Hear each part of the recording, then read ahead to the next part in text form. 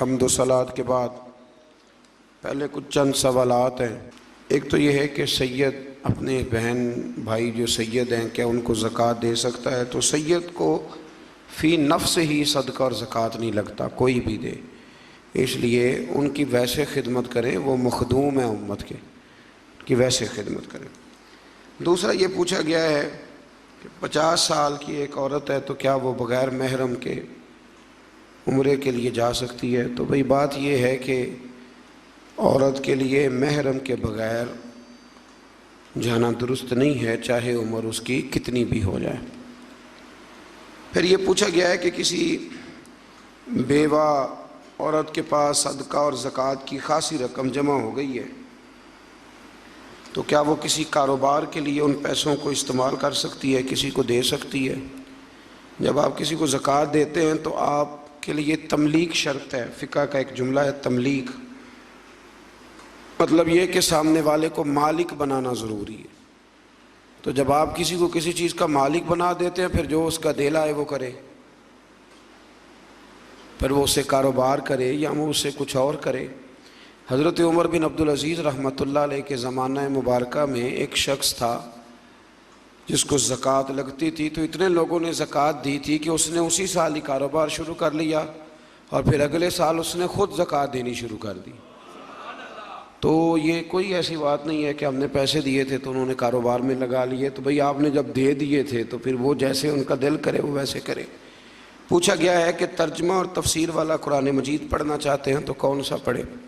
आला हज़रत फ़ाज़िल बरेलवी रहमतुल्लाह अलैह का जो तर्जमा है उर्दू तर्जुमों में वो दुनिया का बेहतरीन तर्जुमा है।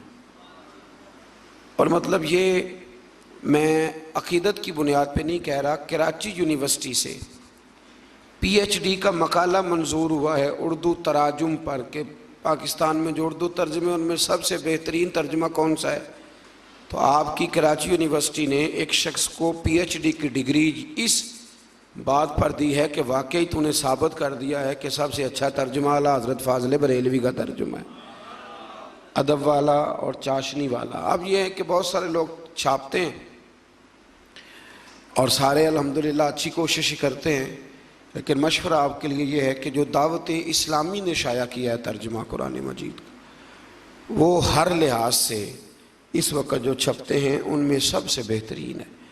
उन्होंने उस पर बड़ा ज़बरदस्त काम कराया है, जो उसकी यहाँ ज़रूरत थी तखरीज की वो तखरीज कराई है, और जिस जगह कोई उन्होंने देखा कि आम आदमी के लिए मुश्किल होगी वहाँ उन्होंने आसानी पैदा की है। तो इस वक्त जो छप रहे हैं तर्जमे, वो आप कोशिश करें कि दावत इस्लामी का छपा हुआ तर्जमा कुरान मजीद का आप हासिल करें।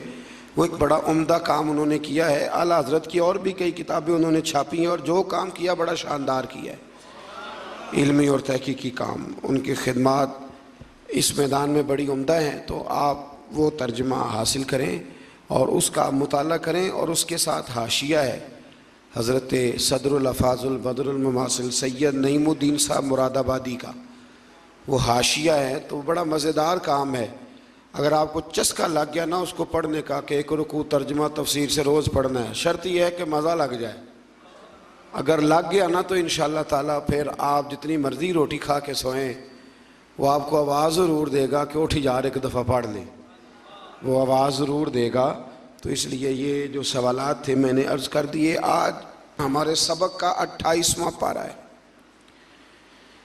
तो 28वें पारे का आगाज़ हो रहा है, इसका नाम है सूरह मुजादिला, झगड़े वाली सूरत।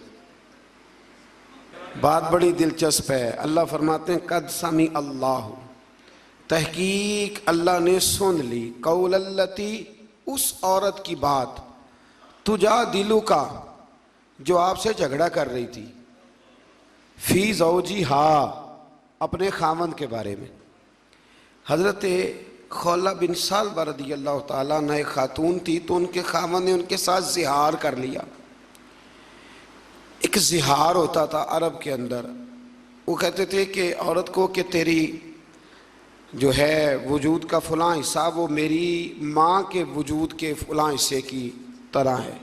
इससे ज़िहार लागू आता था। ज़िहार वैसे एक शख्स बातों बातों में अपनी बीवी को कह देता है ना बहन या माँ, तो उससे मुंह से निकल गया सबते लिसानी है, जा बहन अपना काम कर, तो इससे कोई जुर्म लागू नहीं होता। लेकिन किसी ने ज़िहार कर दिया, अब चूँकि ये कुरान और सुन्नत है तो इसमें कुछ बातें बयान करनी पड़ती हैं। अब इस आयत का शान नुज़ूल ही वो है और समझने वाली बात है। तो हज़रत खौला बिन सालबा ने भी अपनी ज़ौजा से कहा कि तेरी जो कमर है वो बिल्कुल ऐसे जैसे मेरी माँ की, इसको ज़िहार करना कहते थे कि अब मैं तेरे करीब नहीं जाऊँगा। तो ये लफ्ज़ उनकी ज़ुबान से अदा हुए तो इसको ज़िहार करना कहते हैं। उनकी ज़ौजा बड़ी परेशान हुई, अर्ज़ करने लगी या रसूल अल्लाह सल्लल्लाहु अलैहि वसल्लम, अरब के अंदर जब कि लोग इस तरह कहते थे तो उनकी बीवी उनके लिए जायज़ नहीं रहती थी, फिर वो छोड़ देते थे। मेरे खामद ने कहा है हुजूर अब आप बताएं कि मैं क्या करूं। और अर्ज़ करने लगी या रसूल अल्लाह सल्लल्लाहु अलैहि वसल्लम, बूढ़ी हूँ, अब इस काबिल नहीं हूँ कि कहीं और जा सकूँ। और हुजूर उससे अगली बात यह है कि बच्चे मेरे बड़े प्यारे हैं और उनकी तरबियत बड़ी अच्छी चल रही है। या रसूल अल्लाह अगर मैं उन्हें अपने पास रखूँगी खामद के छोड़ने के बाद तो भूखे मर जाएंगे, मैं कमा के खिला नहीं सकती, और अगर मैं खामद को दे दूँगी तो वो संभाल नहीं सकता, तरबियत रुक जाएगी। हुजूर फरमाने लगे ज़रा ठहर जा, अभी इसके बारे में कुरान नाजिल नहीं हुआ, ज़रा नाजिल हो लेने दे। बूढ़ी औरत थी तो झगड़ने लग गई, कहने लगी नहीं नाजिल हुआ तो मैं क्या करूँ, मेरे तो मसले का हल करके दे। या रसूल अल्लाह मेहरबानी, ये नाज का झगड़ा है, बेअदबी का झगड़ा, ये नाज है। हुजूर अब मैं किधर जाऊँ महबूबा, मैं अब तेरा दरवाज़ा छोड़ के किधर जाऊँ, यहाँ आई हूँ तो यहाँ से आगे कहाँ जाऊँ। तो रब करीम ने फरमाया महबूब रब ने उसकी बात सुन ली है जो अपने खामन के मामले में तुझसे झगड़ा कर रही थी, अल्लाह करीम ने उसकी बात सुन ली है। अब इस तरह करें, उसको हमारा हुक्म दे दें। हुक्म क्या है कि वो खामद इस तरह करे, उसका खामद जिसने ये काम किया है कि एक ग़ुलाम आज़ाद करे। अगर ग़ुलाम आज़ाद नहीं कर सकता तो 2 महीने के लगातार रोज़े रखे, और जो ये नहीं कर सकता वो 60 मिस्कीनों को 2 वक्त का खाना खिलाए, वो खाना खिला दे। 3 बातें हो गई, ये ग़ुलाम आज़ाद करे, ग़ुलाम खासा महंगा होता था, ये नहीं कर सकता तो 2 महीने के लगातार रोज़े रखे, ये नहीं कर सकता तो 60 मिस्कीनों को 2 वक्त का, जिसने ज़िहार किया, ये लफ्ज़ कहे अपनी बीवी के लिए। तो हुजूर ने उनके खामद को बुलाया और बुला के कहा भाई तेरी बीवी ने बात की है, तो रब करीम ने उसकी अर्ज़ को सुन लिया है और सारी उम्मत का भला हो गया है। अब तो इस तरह कर, एक ग़ुलाम आज़ाद कर। कहने लगा हुजूर मेरे पास ग़ुलाम कहाँ से आया। तो नबी करीम ने फरमाया फिर 2 महीने के लगातार रोज़े रख। या रसूल अल्लाह मैं बूढ़ा और बीमार आदमी हूँ। तो हुजूर ने फरमाया फिर 60 मिस्कीनों को खाना खिला दे 2 वक्त का। कहने लगा हुजूर वो भी नहीं कर सकता, मेरे नबी करीम ने अपने पास से पैसे दिए मिस्कीनों को खाना खिलाने के लिए। ऐसा कोई महबूब कहीं होगा ना कहीं है, देखो बैठा है चटाई पे मगर अर्श नशी है। हजरत खौला बिन सालबा ना बड़ी बूढ़ी हो गई थी, तो एक दिन हजरत उमर फारूक गुजर रहे थे, तो ये भी गुजर रही थी, तो हजरत उमर को बुला लिया, तो दोपहर में खड़ा कर लिया, तो देर तक बातें करती रही, देर तक। हजरत उम्मे ऐमन भी अक्सर ऐसे करती थी। हजरत खौला बिन सालबा जब देर तक गुफ्तगू करती रही तो एक साहब ने हजरत उमर से कहा कि आप इतना टाइम उसने लगा दिया है तो इसको कहें कि बात मुख्तसर करे। फरमाया चुप कर, मैं उसकी बात ना सुनूं जिसकी बात मेरे रब ने भी सुन ली है और कुरान मजीद की आयात नाजिल कर दी है। तो इस सूरह मुबारका में इब्तदाई आयात के अंदर अल्लाह ताला ने मसला ज़िहार का ज़िक्र फरमाया। फिर आयत नंबर 9 से आगे आदाब मजलिस बयान किए, अहले इल्म की फ़जीलत बयान की, और इरशाद फरमाया गया कि तुमने आदाब मजलिस का सरगोशियाँ नहीं करनी, ख्याल रखना है। और नबी पाक अलैहिस्सलाम ने हमें इसकी तफसीर बयान करके बताया कि 3 आदमी बैठे हों तो एक को छोड़ के 2 आपस में बात ना करें, सरगोशी ना करें, कान करीब ना करें। ज़्यादा मजलिस हो तो फिर बात अलग है, लेकिन 3 बंदे बैठे हों तो 2 बंदे आपस में गुफ्तगू कान जोड़ के न करें। फिर इससे आगे सूरह हशर शुरू हो जाती। सूरह हशर का माना होता है इकट्ठा करना। चूँकि बनु नुज़ैर को इकट्ठा करके मदीने से निकाला गया, फिर खैबर और शाम की तरफ जिला वतन किया गया, और उस बात का इस सूरह मुबारका में ज़िक्र फरमाया गया, तो लिहाजा इसका नाम सूरह हशर है। इसकी आयत नंबर 9 में अल्लाह तबारक व तआला ने इरशाद फरमाया कि वयुसिरूना अला अनफुसिहिम वलौ काना बिहिम खसासा। फरमाया मेरे महबूब के ग़ुलामों की शान ये है कि उन्हें शदीद हाजत भी हो तो फिर भी वो अपनी ज़ात पर दूसरों को तरजीह दे दिया करते। बड़ी मारूफ हदीस है हज़रत अबू तलहा अंसारी की। नबी पाक अलैहिस्सलाम की बारगाह में मेहमान आ गए तो हुज़ूर अलैहिस्सलाम ने फरमाया कौन है जो इनकी खिदमत करेगा। अज़वाज मुतहरात के यहाँ जब मालूमात की गई तो खाना बज़ाहर मौजूद न था। हज़रत अबू तलहा अंसारी घर ले गए, बीवी से कहने लगे कितना खाना है, का सिर्फ बच्चों का। फरमाया उन्हें बहला के सुला दे। और जब मेहमान के सामने खाना रख दिया जाए ना तो चिराग ठीक करने के बहाने बुझा देना। मेहमान उनका नहीं था, मेहमान रसूल करीम का था। ये बात ख़ास है। हमारे उस्ताद गिरामी फरमाया करते थे यहाँ बात को समझो, मेहमान नबी करीम का है तो कुर्बानी उन्होंने दरअसल रसूल पाक के नाम की दी। बच्चों को बहला के सुना दिया, बीवी चिराग ठीक करने के बहाने उठी तो चिराग बंद कर दिया। अब दोनों मियाँ बीवी मुंह हिलाते रहे कि मेहमान को पता चले रोटी खा रहे हैं। मेहमान खाना खा के सो गए। सुबह जब ये आए मस्जिद नबी में तो महबूब करीम ने ये आयत पढ़ के सुनाई। फरमाया तेरा रात वाला अमल खुदा को भी बड़ा पसंद आया है और मोहम्मद मुस्तफ़ा को भी बड़ा पसंद आया।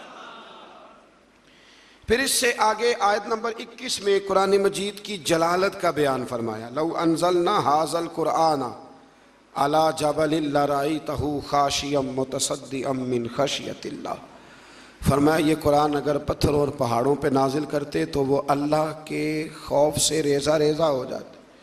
वतिलकल अमसालु नदरिबुहा लिन्नास, ये मिसालें हम लोगों के लिए बयान करते हैं ताकि तुम इनसे अकल हासिल करो, नसीहत पकड़ो। फिर एक आयत जो 10वीं है सूरह हशर की, वो बीच में रह गई, उस पर भी तवज्जो करें। ये जो आयत है ये इसाले सवाब की असल है।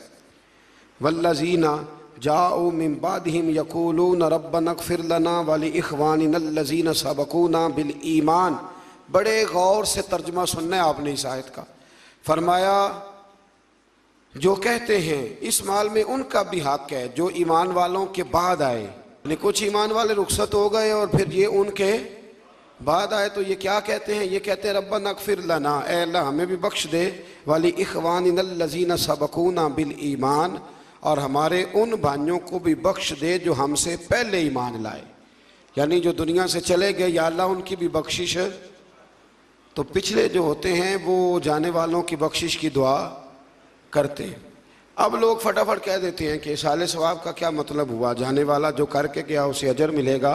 तो भाई कुरान मजीद ने ईमान वालों की शान बयान की है कि जो गुजर जाता है उसके लिए दुआ करते हैं। जब जाते हैं किसी के यहाँ ताज़ियत करने तो क्या कहते हैं, कहते हैं ना दुआ करो। कुछ लोग कहते हैं क्यों करें। बड़ी अजीब लगती है बाज़ बातें। हमारा एक दोस्त है हमारे साथ, उसने पढ़ा है, वो बड़ा समझदार आदमी है, मंतक उसे बड़ी अच्छी आती थी, तो वो रोज़मर्रा की ज़िंदगी पर भी मंतक को लागू करता रहता है। जो लोग चीज़ पढ़ लेते हैं वो लागू होती है। एक बड़े ख़ानदान से उसका ताल्लुक़ है, तो दारे बने होते हैं ना दारे, इसी तरह उन्होंने जगह दी हुई थी। जितने लोग भी फौतगी या कोई खुशी का मौका आता था तो वहाँ लोग तकरीबात करते थे। पहले दारे इसी मकसद के लिए होते थे, फिर महरज आलों ने वो जगह पुर कर दी। तो वो कहते हैं कि एक नमाज जनाजा थी हमारे गांव में, तो एक साहब ने नमाज़ पढ़ाई, तो बाद में हमने कहा दुआ कर लो, तो कहने लगा जनाजे के अंदर ही आ गई, दुआ जनाजे के अंदर ही है। तो कहते हैं वो आलू गोश्त का शोरबा पका हुआ था, तो मैंने कहा हज़रत को मेरी बैठक में लाओ, खाना खिलाना है। कहते हैं वो खाने के लिए बैठे तो थोड़ा मिर्च ज़्यादा डाल दिया शोरबे में, तो फ़ौरन खाने के बाद उन्होंने पानी मांगा, तो मैंने कहा शोरबे के अंदर पानी भी है, इसके अंदर पानी। तो कहने लगे नहीं यार तू अब उधर पर चला गया, किधर, तो पानी पिला, मेरा मुंह जल रहा है। तो कहने लगे आपने वहाँ तो कहा था कि दुआ अंदर ही है, तो बाहर नहीं होनी चाहिए, तो यहाँ भी पानी शोरबे के अंदर। कहते मैंने उसे कहा उठा कसम पानी है कि नहीं। कहने लगा जी शोरबा तो पानी से ही बनता है। तो मैंने कहा दोबारा क्यों पी रहा है, और हर बंदा पी रहा है रोटी के साथ पानी, तो क्यों पीते हो, शोरबे में पानी नहीं। ये तो हुई मंतकी दलील। अब मेरे रसूल पाक अलैहिस्सलाम ने फरमाया जो दुआ तुम फ़र्ज नमाज के बाद मांगते हो रब ज़रूर कबूल फरमा लेता है, अल्लाह अपने फजल से कबूल फरमाता है। तो नमाज के अंदर दुआ नहीं मांगी थी रब्बी जालनी मुकीमस सलात, मांगी थी, तो नमाज के बाद क्यों मांगी? इसका मतलब है कि दुआ दुआ ही होती है, वो हर वक्त मांगे जब दिल करे मांगे, जनाजे के अंदर भी मांगे और जनाजे के, और उस पर हदीस अबू दाऊद शरीफ में मौजूद है, नबी पाक ने फरमाया जब जनाजा पढ़ लो तो मुखलिस होकर फिर दुआ मांगो, मुखलिस होकर। अब बड़ी अजीब बात है ना जी कि लोग कहते हैं कि दुआ भी मांगनी है ना, अल्लाह से भी मांगना है तो हमसे पूछ के मांगो कब मांगना है कब नहीं मांगना। भाई रब से मांगना है, उसके बंदे। शब बारात वाले दिन मुझसे किसी ने सवाल पूछा कि लोग कहते हैं इस रात इबादत करनी चाहिए कि नहीं करनी चाहिए। एक टीवी स्टेशन पर मैं जा रहा था, हमारी शायद वो पाकिस्तान की सबसे बड़ी मस्जिद है, उसमें मुझे मौका मिल रहा था तो मुझे रोक लिया, कहने लगे जी आप ये बताएं कि इस रात इबादत करनी चाहिए कि नहीं करनी चाहिए। तो मैंने कहा यार बड़े अजीब आदमी हो, कई दफ़ा पहले मैं ये बात अर्ज कर चुका हूँ। मैंने कहा अल्लाह की इबादत भी किसी से पूछ के करनी है, इबादत किसकी करनी है, करनी किसने? तो मशवरा लेगा साथ वाले से, यानी किसी को शनाख्ती कार्ड दिखाएंगे कि ये शनाख्ती कार्ड है, अगर तू इजाज़त दे तो नफल पढ़ लें। ये क्या फ़लसफ़ा है? आप भी फटाफट उलझ जाते हैं, भाई हम जाने हमारा खुदा जाने। तो इसलिए अहले ईमान अपने उन गुजर जाने वालों के लिए बख्शिश की दुआ करते हैं। फिर सूरह हशर के आखिर के अंदर अल्लाह ताला ने अपने अस्मा का जिक्र फरमाया है, पढ़ते हैं ना आप वो आयतें, वल्लाहुल लज़ी ला इलाहा इल्ला हु आलिमुल गैब व शहादत वर रहमान रहीम। आगे सूरह मुमतहिना शुरू होती है। मैंने आपसे कहा था कि इसी बहाने सूरतों के नाम भी याद कर लेते हैं। क्या नाम है? सूरह मुमतहिना। इस सूरह मुबारका में ना बिल्कुल शुरू में अल्लाह ने इरशाद फरमाया या अय्युहल्लज़ीना आमनू ला तत्तखिज़ू अदुव्वी व अदुव्वकुम, ए ईमान वालो मेरे और अपने दुश्मनों को दोस्त ना बनाओ, मेरे और अपने दुश्मनों को। और पीछे भी गुजर चुका है, वक्त नहीं था मैं वहाँ रोक नहीं सका। फरमाया जिनके दिलों में अल्लाह ने ईमान रखा है ना, वो रब रसूल के दुश्मनों से कभी दोस्ती नहीं करते। दोस्ती मुसलमान से, दोस्ती अल्लाह रसूल के दुश्मनों से कोई दोस्ती नहीं है। रब रसूल के दुश्मनों से क्या दोस्ती करनी? आला हज़रत फरमाते हैं मुल्हिदों से क्या मुरव्वत कीजिए, जो है ही बेदीन उससे मुरव्वत का रिश्ता रखने का क्या माना। यहाँ ना लोगों में जज्बा थोड़ा ज़्यादा उठता है, थोड़ा ज़्यादा जज्बा उठता है, इंसानियत को दो गज आगे गुजर जाती है। नबी पाक अलैहिस्सलाम जनाजा पढ़ाने गए थे और कब्रिस्तान पहुँच के कहा था मैं इस बंदे का जनाजा नहीं पढ़ाऊँगा, तिरमिज़ी में मौजूद है। हुज़ूर क्यों? फरमाया उस्मान गनी से बुग़्ज़ रखता हुआ मरा है।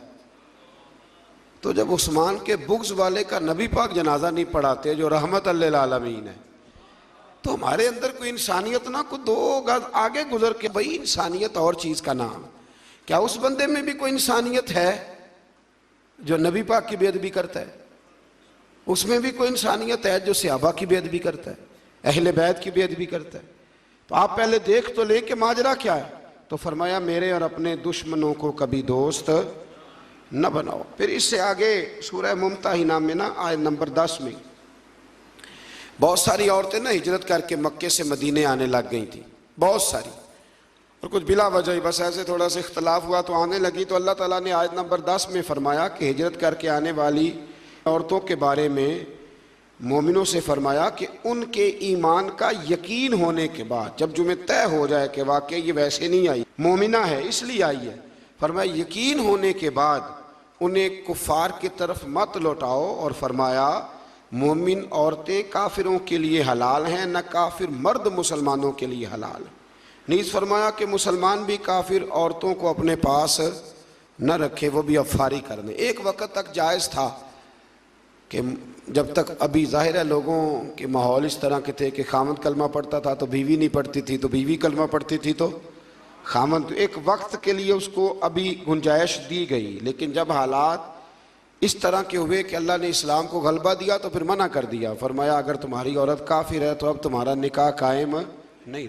कुछ लोग अभी भी फतवे उठा के लाते हैं, बिलखुसूस बाहर के ममालिक से ऐसे बहुत सारे लोग सवालात भेजते हैं कहते हैं जनाब सुना है अहले किताब के साथ निकाह करना जायज़ है। तो मैंने कहा वो अहले किताब वो होते थे जो अल्लाह की तौहीद पर कामिल यकीन रखते थे।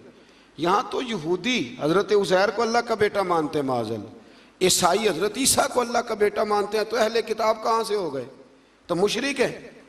वो अहले किताब थे, वो हर नबी को अल्लाह का बंदा और नबी जानते थे, किसी को बेटा न कहते थे। तो ये तो मुशरिक हैं, शरीक बनाते हैं अल्लाह के। ये अहले किताब तो ढूंढने से मिलेगा आपको कोई अहले किताब, अल्लाह समझने की तौफीक अता फरमाए। तो ऐसे ही बड़ी जल्दी राव में ना बहना चाहिए, बल्कि तहकीक करनी चाहिए। और फिर होता यह है कई दफ़ा कि हम लोगों का प्रोग्राम बन चुका होता है, निकाह करने का प्रोग्राम तय हो चुका होता है। अब ये वाक़यात तेज़ी से हुए हैं तो हमें भी थोड़े से तजर्बात होने लगे हैं। अब कोई आदमी किसी औरत को लेके आता है ना, इसे कलमा पढ़ा दे, मुसलमान होना चाहती है, तो मैं पूछता हूँ क्यों होना चाहती हो? वजह तो होती है ना दीन बदलने की। आप एक नया नज़रिया कबूल कर रहे हैं, अल्हम्दुलिल्लाह बड़ा अच्छा कर रहे हैं, पर वजह भी तो बयान करें ना।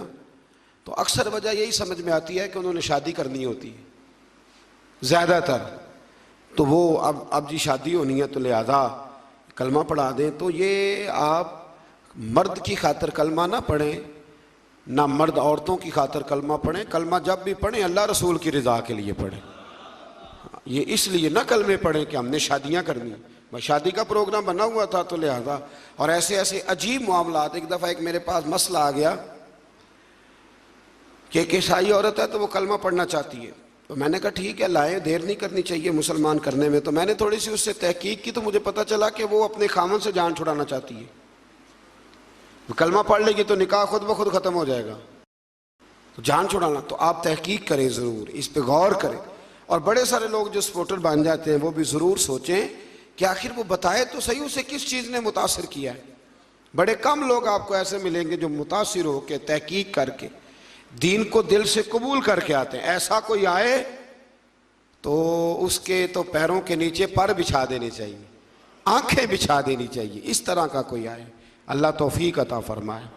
आयत नंबर 12 में अल्लाह ताला ने नबी पाक सल्लल्लाहु अलैहि वसल्लम को फरमाया कि अगर मोमिनात सहाबियात आपसे एक तयशुदा दस्तूर और मंशूर पर बैत करना चाहें तो इनकी बैत कबूल कीजिए और इनके लिए अल्लाह से इस्तिग़फ़ार कीजिए। एक मंशूर था, वो मंशूर ये था कि अपनी औलाद को कत्ल नहीं करेंगी, मंशूर ये था कि किसी पर ज़िना की तोहमत नहीं लगाएंगी, और नबी करीम अलैहिस्सलाम जो नेक काम का हुक्म देंगे उसमें नाफरमानी नहीं करेंगे। तो हुजूर ने औरतों से बैत ली। इसी से हमारे उलमा ने लिखा है कि औरत किसी पीरे कामिल से बैत करना चाहे तो उसकी बैत करना बिल्कुल दुरुस्त है। चूँकि औरतें यहाँ बैत करती थी लेकिन नबी पाक ने किसी औरत का हाथ पकड़ के मुरीद नहीं किया, बल्कि हुजूर जुमले इरशाद फरमाते थे और औरतें जवाब में वो जुमले कहती जाती थी। इसी का नाम बैत है। तो आज भी अगर इस तरीके पे बापर्दा रह के कोई खातून कहीं से कुछ सबक लेती है, कोई रूहानी असबाक याद करती है, तो उसके लिए ये सुन्नत इस आया सूरह मुम्तहना की आयत नंबर 12 में मौजूद है। आगे सूरह सफ शुरू होती। इस सूरत के बिल्कुल शुरू में ना अल्लाह तबारक व तआला ने एक ख़ास हुक्म दिया है, एक ख़ास बात की तरफ तवज्जो इरशाद फरमाई है। फरमाया या अय्युहल्लज़ीना आमनू लिमा तक़ूलून मा ला तफ़अलून, ऐ ईमान वालो तुम ऐसी बात क्यों कहते हो जो तुम करते नहीं। हमारे माशरे में बातों की बेकदरी पता कब हुई है?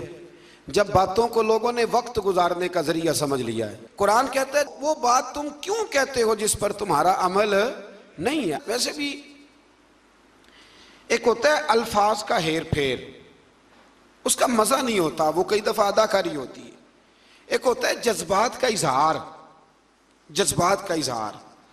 जब आप दीन पर अमल करते हैं तो फिर दीन खिताब का नाम नहीं रह जाता, तकरीर का नाम नहीं रह जाता, फिर वो जज्बात का इजहार होता है। और जब आप जज्बात का इजहार करते हैं तो जज्बे सीधे रूहों से जाके टकराते हैं। तो दीन पर अमल करें। दीन मनाने के लिए नहीं आया, दीन अमल करने के लिए आया। दीन पर अमल करें और आप सिर्फ वो बात करें जिस पर आपका अपना अमल। बहुत सारी बातें हैं, बहुत सारे बुजुर्गों के वाक़यात हैं, और बाबा फरीद साहब का एक जुमला ना पूरी तफसीर लगता है। बाबा फरीदुद्दीन गंजे शकर का एक जुमला पूरी। बाबा साहब बड़े ज़बरदस्त कारी थे कुरान पाक के। बर्रे सगीर में उस वक़्त 4-5 कारी थे जो सोना कुरान पढ़ते थे, और बाबा साहब की जो अपनी बेटी थी ना, बाबा साहब ने सब आशरा का कारिया बनाया था अपनी बेटी को। अब तो आप चले जाएं दरबार शरीफ पे तो नमाज पढ़नी मुश्किल कर देते हैं कवाली वाले। वो कभी अंदर वाला हाल बंद हो जाए तो बाहर आपने पाक पतन शरीफ नमाज पढ़नी हो तो आप उनकी मिन्नत भी करें तो बंद नहीं करते। तो कुरान शरीफ की बारी कब आएगी? बाबा फरीदुद्दीन मसूद गंजे शकर क्या एक वाकया इस आया मुबारका के हवाले से गोया वाज़े बातें खोलता है। बड़ी दूर से एक औरत आई तो उसने कहा मेरा बेटा गुड़ बड़ा खाता है। तो हजरत साहब बीमार रहने लग गया है। को पता है ना, हमारे माँ बाप तो यही कहा करते थे कि टाफियाँ ना खाओ, दांत निकल जाते हैं। हालांकि उन्होंने जब निकलना होता है वो निकल ही जाते हैं, पर बुजुर्ग भी जो कहते थे वो ठीक ही फरमाते थे। तो बाबा साहब से वो माँ कहने लगी दम कर दे, तो बाबा साहब कहने लगे कल आना। वो बीबी बेचारी घोड़े पे बैठ के ऊँट पे बैठ के यहाँ पैदल आई थी, 2-4 घंटे जाने में, फिर लगे अगले दिन फिर 2-4 घंटे का सफ़र करके आई। बाबा जी दम कर दें, गुड़ बड़ा खाता है। तो बाबा साहब ने पुश्त पे हाथ फेरा, प्यार किया, दम भी किया और बच्चे से कहने लगे पुत्र गुड़ नहीं खाना आज के बाद, बहुत ज़्यादा खाना नुकसानदेह होता है। बीबी को बड़ा गुस्सा आया कि ये 2 जुमले कहने थे तो कल ही कह देते, कल फरमा देते, इतना सफ़र क्यों कराया। तो जब उसके आपने बॉडी लैंग्वेज देखी और चेहरे के तासुरात देखे तो फरमाने लगे तुझे गुस्सा आ रहा है ना कि कल क्यों नहीं कहा। कहने लगी बिल्कुल आ रहा है। फरमाने लगे कल इसलिए नहीं कहा कि जब तू आई थी ना उस वक़्त मैंने भी राज्य के गुड़ खाया था और पूरा मज़ा लेके खाया था। मैं तो वैसे भी गंद शकर हूँ, मैंने खुल के गुड़ खाया था। तो अब चूंकि तेरे बेटे को नसीहत करनी थी तो फिर कल से लेकर अब तक खाया नहीं, कल से लेकर अब तक खाया नहीं। इसलिए अमल, अब नसीहत करने वाले बड़े ज़्यादा हैं, बड़े हैं, लेकिन अमल का जब रास्ता आप इख्तियार करते हैं फिर आपकी बात में असर भी होता है और फिर ये फ़ायदा भी होता है कि सामने वाला भी आपको सच्चा जानता है कि यार ये सिर्फ लफ्ज़ नहीं बयान कर रहा, वाकई इस पर भी ये बात तारी है। अल्लाह ताला हमें तौफीक अमल नसीब फरमाए। फिर आयत नंबर 6 में फरमाया कि ईसा बिन मरियम ने कहा क्या बनी इसराइल वालों मैं तुम्हारी तरफ अल्लाह का रसूल हूँ और अपने से पहली किताब तौरात की तस्दीक करने वाला हूँ और मैं तुम्हें उस अजीम रसूल की खुशखबरी देने आया हूँ जो मेरे बाद आएंगे और उनका नाम अहमद होगा। मेरे बाद आएंगे और उनका नाम अहमद होगा। तो हज़रत ईसा अलैहिस्सलाम ने हुजूर के आने की खुशखबरी दी। फिर आयत नंबर 8 से फरमाया कि दुश्मनाने दीन चाहते हैं कि अल्लाह के नूर को अपने मुंह की फूंके मार मार के बुझा दे, और अल्लाह तो अपने नूर को पूरा करना चाहता है खा काफिरों को कितना ही बुरा लगे। अरसला रसूलहू बिलहुदा व दीनिल हक़ लियुज़हिरहू अला दीन कुल्ली, ये दीन गालिब आएगा चाहे किसी को कितना ही बुरा। ये मैं नहीं पेश गोई कर रहा, ये कुरान मजीद की आयत पढ़ के सुना रहा हूँ। अल्लाह फरमाते हैं किसी को कितना भी बुरा लगे अल्लाह अपने नूर को पूरा। ये लिबरल सारे बोलते हैं तो बोलते रहे, ये जो बेचारे बाहर जाते हैं तो उनको बड़ी शर्म आती है ना कि हम मुसलमान हैं माज़अल्लाह, तो लोग हमें कहते हैं कि वहाँ तो बड़ी खुल के अज़ानें होती हैं, तो जमातें होती हैं, तो उलमा और मशाइख और मौलवी, तो ये जितना मर्जी ज़ोर लगा लें, इस्लाम की फितरत में कुदरत ने लचक दी है, उतना ही ये उभरेगा जितना के दबा दोगे। अल्लाह फरमाते हैं कि हम इस दीन को गालिब करेंगे। फिर अल्लाह तबारक व तआला ने ना सूरह सफ़ के अंदर, सूरह सफ़ के अंदर अल्लाह तबारक व तआला ने मोमिनों से कहा कि मैं तुम्हें एक तजारत ना बताऊं, एक कारोबार ना बताऊं। बड़े लोगों से मशवरा करते हैं ना क्या करें, तो अल्लाह फरमाते हैं या अय्युहल्लज़ीना आमनू हल अदुल्लुकुम अला तिजारतिन, क्या मैं तुम्हें एक तिजारत ना बताऊं, तुनजीकुम मिन अज़ाबिन अलीम, वो तिजारत पता क्या करेगी, तुम्हें दर्दनाक अजाब से बचा लेगी। तिजारत ना बताऊं, या अल्लाह बता। फरमाया तुमिनून बिल्लाहि व रसूलिही, वो तिजारत ये है कि रब उसके रसूल पर पुख्ता ईमान ले आओ, और फिर क्या करो, व तुजाहिदून फी सबीलिल्लाहि बि अमवालिकुम व अनफुसिकुम, फिर तुम अपने मालों और जानों से उसके रास्ते में जिहाद करो। गोया रब कहता है तुम मेरी तरफ लग जाओ, ये तिजारत बड़ी शानदार है। और हज़रत अबू बकर सिद्दीक़ के कौल ने तफसीर कर दी, फरमाने लगे तू रब की तरफ तवज्जो कर ले, रब की तेरी तरफ तवज्जो हो जाएगी, रब की तेरी तरफ। और ये शर्त है, जब आपने तवज्जो करानी हो तो आपको तवज्जो करनी भी पड़ेगी। अब हम लोग ना लाडले बड़े बनते हैं, हम कहते हैं करना कराना कुछ ना पड़े, हमारे लाड देखे जाएं। और मियाँ लाड लोड कोई नहीं देखे जाते, पक्की बात। अब्बा जी को भी वही बच्चा अच्छा लगता है जो काम सही करे। ये लालच नहीं, ये उनका खुलूस है अपने बच्चे के साथ। अगर वो काम ठीक करेगा तो वो मोहताज नहीं होगा किसी का, अपने भाइयों का दस्ते नगर नहीं होगा, वो दूसरों के साथ भी अच्छा सलूक करने वाला होगा। तो कमाऊ पुत्र अच्छा लगता है, ये अच्छी बात है। तो इसी तरह जो जिहाद करे अल्लाह के रास्ते में, वो रब रसूल को भी अच्छा लगता है। फिर आगे अल्लाह तबारक व तआला ने ना सूरह जुमा का बयान फरमाया। इस सूरत की आयत नंबर 2 में अल्लाह तबारक व तआला ने इरशाद फरमाया कि मैंने ना नबी पाक अलैहिस्सलाम को कुछ मकासद दे के भेजा है, कुछ मकसद हैं। वो मकसद क्या है? यतलु अलैहिम आयातिही, फरमाया वो पढ़ के सुनाता है इन्हें उसकी आयतें, वयुज़क्कीहिम, और उन्हें पाक करता है, वयुअल्लिमुहुमुल किताब वल हिकमा, और उन्हें किताब और हिकमत सिखाता है। नबी पाक ने सिर्फ कुरान नहीं सिखाया, साथ हिकमत भी सिखाई। हिकमत दीन की रूह है। ये हिकमत का तर्जमा शेख सादी ने किया है। फरमाते एक मन इल्म हो ना तो संभालने के लिए 10 मन अकल की भी ज़रूरत है। शर्त यह है कि मन हो भी, सवा पाना हो गई। 2 मसले याद करके तो कहता मैंने 21 मौलवियों से पूछा, मेरा नहीं किसी ने भी हल किया। वो मसला नहीं होता, कोई पहेली होती, तो हम अड़ जाते हैं। ऐसा न करें। फिर इससे आगे ना अल्लाह तबारक व तआला ने सूरह जुमा के अंदर ही जुमे की फर्जियत का बयान फरमाया। या अय्युहल्लज़ीना आमनू इज़ा नूदिया लिस्सलाति मिन यौमिल जुमा, ए ईमान वालो जब तुम्हें बुलाया जाए नमाज़े जुमा के लिए, फसऔ इला ज़िक्रिल्लाह, तो फिर तुम अल्लाह के ज़िक्र की तरफ दौड़ कर आओ। कब बुलाया जाए? पहली अज़ान की दूसरी? हम कब दौड़ के जाते हैं? और बड़े बड़े बहाने कहते हैं जी हज़रत साहब पिछले साल वाली तकरीर कर रहे हैं इसलिए मैं लेट जा रहा हूँ। तो मैंने आपको बताया था कि कुरान में एक एक मजमून 9 दफ़ा बयान हुआ है।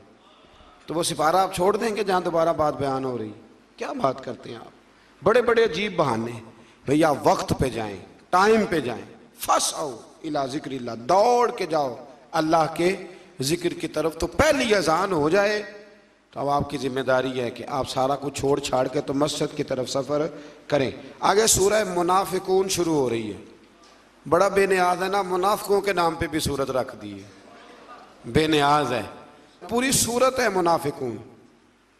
मुनाफिक उसको कहते हैं जो ज़ुबान से तो बड़े दावे करता है इस्लाम के, लेकिन अंदर उसके इस्लाम नहीं होता। तो अल्लाह ताला ने इसकी पहली आयत में फरमाया इज़ा जाअकल मुनाफिकून कालू नशहदु इन्नका लरसूलुल्लाह, फरमाया महबूब मुनाफिक आपकी खिदमत में हाजिर होते हैं तो कहते हैं हम गवाही देते हैं कि आप अल्लाह के रसूल हैं, आप अल्लाह के रसूल है। फरमाया वल्लाहु यअलमु इन्नका लरसूलुहु, अल्लाह भी जानता है कि आप अल्लाह के रसूल हैं। वल्लाहु यशहदु, लेकिन अल्लाह गवाही देता है कि इन्नल मुनाफिकीन लकाज़िबून, कि बेशक मुनाफिक झूठ बोल रहे हैं।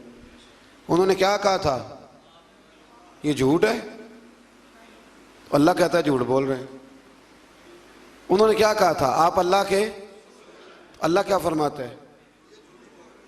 झूठ बोल रहे हैं। क्योंकि मुनाफिक हैं, झूठ बोल रहे हैं क्योंकि मुनाफिक। और मुनाफिक की अलामत ये है कि जो बात करता है तो सच्ची करता, वो झूठ बोलता है। बड़ी बातें सूरह मुबारका में अल्लाह तबारक व तआला ने इरशाद फरमाई। इसी सूरह मुनाफिकून की ना आयत नंबर 5, मुनाफिक कौन है? फरमाया वाइदा कीला लहुम तालौ यस्तगफिर लकुम रसूलुल्लाह, जब उन मुनाफिकों से कहा जाता है ना आओ अल्लाह के रसूल तुम्हारे लिए अल्लाह से मगफिरत तलब करे, आओ नबी पाक के पास चलें वो तुम्हारे लिए अल्लाह से, तो अल्लाह फरमाते हैं लव्वौ रऊसहुम, वो अपने सर फेरते हैं।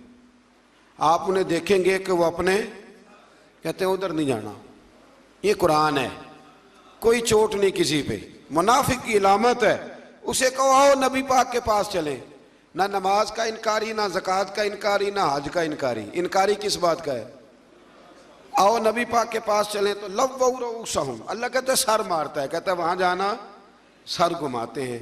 वरअयतहुम, और आप उन्हें देखेंगे यसुद्दूना वहुम मुस्तकबिरून, आप उन्हें देखेंगे कि वो रुक रहे हैं। और एक माना यहाँ उलमा ने ये किया, रुक भी रहे हैं और दूसरों को रोक भी रहे हैं। वहुम मुस्तकबिरून, और तकब्बुर कर रहे हैं। कहते हैं यहाँ बैठ के माफ़ी मांगेंगे तो कबूल नहीं होगी, तकब्बुर करते हैं। अब अल्लाह क्या कहता है, अल्लाह को पता है कि मेरे हबीब ने ना इन बेईमानों के लिए भी दुआकारी देनी, मैंने बनाया जो रहमत लिल आलमीन। तरह फरमाता है सवाउन अलैहिम, महबूब इन पर बराबर है, अस्तगफरत लहुम अम लम तस्तगफिर लहुम, महबूब इन पर बराबर है, आप इनके लिए मगफिरत तलब करें या न करें, लन यगफिरल्लाहु लहुम, अल्लाह इन्हें माफ कोई नहीं करेगा। आप बख्शिश मांगे या ना मांगे, ये जो कहते हैं ना तेरे पास नहीं आना, तो ना आए फिर अल्लाह भी माफी कोई नहीं देगा। आप मुझे बताओ मक्का शरीफ में भी कभी किसी ने रोका है कि इधर ना जाओ तो उधर ना जाओ? कहाँ रोकते हैं? क्यों? कहाँ जाने से? मस्जिद नबी में दाखिल होने से रोकते हैं? नहीं। कहाँ रोकते हैं? पक्की पक्की ड्यूटी, पक्की बात और पक्का जनाब काम, पड़ा पक्का। ये बात मैं क्यों कर रहा हूँ यहाँ बैठ के? इसलिए कर रहा हूँ कि वो हुदूद हरम में बैठकर हमारे किसी जाहिल को पकड़ के उसकी वीडियो बनाते हैं और फिर लोगों को बताते हैं ये इनका अकीदा है। खुदा का खौफ करो, तुम्हें ऐसा ना करना चाहिए। जब अल्लाह कहता है वलौ अन्नहुम इज़ ज़लमू अनफुसहुम जाओ, महबूब जब ये अपनी जानों पे जुल्म करें तो तेरे पास आए। मैंने एक को वहाँ कहा कि अल्लाह तो ये फरमाता, कहता ये हुजूर की ज़िंदगी तक आयत थी। मैंने कहा ये कहाँ लिखा है? ये कहाँ लिखा है? हम कोई बात बयान करें तो कहते दिखाओ कहाँ लिखा है। कहाँ लिखा है कि यह आयत हुजूर की हयात ज़ाहिरी तक थी? लिखा है कहीं? कुरान मजीद हुजूर की हयात ज़ाहिरी तक है? तो फिर तो लोग कह देंगे ज़कात का हुक्म भी तब तक ही था, नमाज का भी। ये अजीब फजूल फलसफा है। अल्लाह कहता है जाओ तो कहते हैं जी नहीं ये ना जी हुजूर की हयात तक थी। तो हज़रत अबू अयूब अंसारी रदी अल्लाह मुस्नद इमाम अहमद बिन हम्बल में मौजूद है और वहाँ सारे हम्बली कहलाते हैं। खलीफा अब्दुल मलिक बिन मरवान कहता है मैं रात के वक़्त रोज़ा रसूल पे आया तो मैंने एक शख्स को ना नबी पाक की कब्र पे लेटे हुए देखा और वो अपने रुखसार हुजूर की कब्र अनवर से रगड़ रहा था। मैंने ठोकर लगाई, मैंने कहा तुझे पता है तू क्या कर रहा है? तो कहते जब उन्होंने नज़र उठाई तो मैं हैरान हो गया। वो हज़रत अबू अयूब अंसारी थे और मुझे कहने लगे मैं किसी बुत के पास नहीं आया, मैं रसूल करीम की बारगाह में आया। तो वो तो हुजूर की कब्र अनवर के बारे में कहते हैं कि मैं नबी पाक के पास आया। तो ये अल्लाह ताला ने उनकी अलामत बयान की। अल्लाह ताला हमें समझने की तौफीक अता फरमाए। फिर अल्लाह तबारक व तआला ने ना जी इसी सूरत के दूसरे रुकू में अल्लाह ताला ने अहले ईमान को फरमाया कि माल और औलाद की मोहब्बत तुम्हें अल्लाह के ज़िक्र से गाफिल न कर दे। और फरमाया हमने तुम्हें जो माल अता किया है मौत सर पर आने से पहले उसे दीन की राह में खर्च करो, वरना फरिश्ता अजल को देखकर हर कोई कहेगा कि मुझे थोड़ी सी मोहलत मिल जाए, मैं सदका करूं और नेकोकारों में से हो जाऊं। तो अल्लाह ताला ने फरमाया मौत का वक्त मुकर्रर आने पर फिर किसी को एक सांस की भी मोहलत नहीं मिलेगी। आगे सूरह तगाबुन शुरू होती है। इस सूरह मुबारक की आयत नंबर 16 में फरमाया कि अल्लाह ताला से डरने वाले, सुनने और इताअत करने वाले और अल्लाह के रास्ते में खर्च करने वाले और बुखल से बचने वाले। बुखल क्या होता है? कंजूसी। इससे बचने वालों को उखरवी फलाह पाने वाले ये लोग हैं, इनकी खबर दे दो। अल्लाह ताला ने फरमाया कि मैं करार देता हूँ कि ये आखिरत में कामयाब हो जाएंगे। फिर आयत नंबर 14 में अहले ईमान को फरमाया कि तुम्हारी बीवियाँ और तुम्हारी औलाद में से कुछ तुम्हारे दुश्मन हैं। तुम्हारी बीवियों में से और तुम्हारी औलाद में से कुछ तुम्हारे, ये कोई नाराज़ ना हो जाए ख़वातीन बिलखुसूस, ये सूरत तगाबुन की आयत नंबर 14 है। फरमाया तुम्हारी औलाद और तुम्हारी बीवियों में से कुछ तुम्हारे। क्या मतलब है यहाँ दुश्मनी का? मतलब ये है कि कहीं उनकी किसी नाजायज़ ख्वाहिश के पीछे लग के अपनी आखिरत तबाह ना कर लेना। वो कहते हैं कि फलाना इतने महंगे कपड़े पहनता है तो तू हराम कमाई करके ला, तो ये दुश्मनी कर रहे हैं तेरे साथ। और अगर वो तुझे मशवरा दे रहे हैं तूने अकेले नहीं करना, अब ज़माना ही बदल गया है, तो ये दुश्मनी है, तुमने इस दुश्मनी से बचना है। आगे सूरह तलाक शुरू होती है जी। वक्त चूँकि बड़ा मुख्तसर होता है तो बड़ी तेज़ी के साथ आगे बढ़ना पड़ता है। सूरह तलाक की सिर्फ एक आयत। फरमाया वमन यत्तकिल्लाह यजअल लहु मखरजा, जो अल्लाह से डरेगा अल्लाह हर मुश्किल से निकलने के लिए उसे रास्ता अता फरमा दे।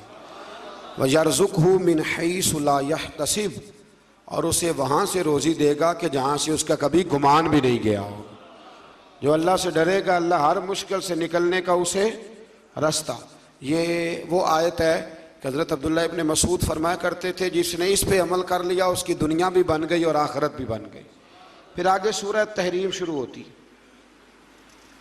इस सूरह मुबारक की आयत नंबर 6 में फरमाया, या अय्युहल्लज़ीना आमनू कू अनफुसकुम व अहलीकुम नारा, ए ईमान वालों खुद भी जहन्नम की आग से बचो और अपने घर वालों को भी बचाओ। इसका क्या माना है? इसका माना ये है कि ए ईमान वालों, जिन चीज़ों का अल्लाह रसूल तुम्हें हुक्म देते हैं तुम उन चीज़ों का अपने घर वालों को हुक्म दो। ये माना खुद नबी करीम अलैहिस्सलाम ने बयान फरमाया। हज़रत उमर ने पूछा तो अल्लाह के नबी ने यह माना खुद बयान किया। फरमाया जिन चीज़ों का अल्लाह रसूल तुम्हें हुक्म देते हैं तुम अपने घर वालों को उन चीज़ों का हुक्म दो, और जिन चीज़ों से अल्लाह रसूल तुम्हें मना करते हैं तुम अपने घर वालों को उन चीज़ों से मना करो। खुद भी दोज़ख की आग से बचो और अपने घर वालों को भी। हमने गर्मी से बचाने का बंदोबस्त किया होता है ना, सफ़र से बचाने का, गाड़ी का बंदोबस्त, तो अल्लाह फरमाते हैं इन्हें दोज़ख की आग से बचाने का भी बंदोबस्त करो। फिर इसी सूरह मुबारका की आयत नंबर 8 में अल्लाह तबारक व तआला ने फरमाया, या अय्युहल्लज़ीना आमनू तूबू इलल्लाहि तौबतन नसूहा, ए ईमान वालो अल्लाह की तरफ तौबा करो तो फिर सच्ची तौबा करो। तौबतन नसूहा का माना हज़रत हसन बसरी फरमाते हैं जिस तरह बकरी के थनों से दूध धो लिया जाए तो दोबारा थनों में नहीं ना जा सकता, सच्ची तौबा उसकी है जिसने जिस गुनाह से तौबा की फिर दोबारा उसके करीब नहीं गया। आज अल्हम्दुलिल्लाह 27वीं शब आएगी रमज़ान की, तौबा का वक्त है। ये बिल्कुल आपने कोशिश करनी है कि एक लम्हा भी मगरिब से लेकर फजर तक, हत्ता मतलाइल फजर, फजर तक एक लम्हा भी ज़ाया ना हो। ये मगरिब से शुरू हो जाती है रात, एक मिनट भी ज़ाया ना हो। कोशिश फरमाएं कि सारा वक्त इबादत में, रियाजत में, परहेजगारी में, तकवे में गुजरे। कोशिश फरमाएं और तौबा करें तो सच्ची तौबा। इस तरह ना तौबा करें कि सारी रात रोते रहे पर सुबह झूठ छोड़ने का इरादा ही कोई नहीं, मिलावट छोड़ने का प्रोग्राम ही कोई नहीं और सारी रात रोए, तो ये मजाक है, ये तौबा नहीं। मजाक नहीं करें, खरी तौबा करें, सच्ची तौबा करें। और जब हम सच्ची तौबा करते हैं तो फिर अल्लाह कायम रहने के लिए रास्ते भी अता फरमा ही देता है।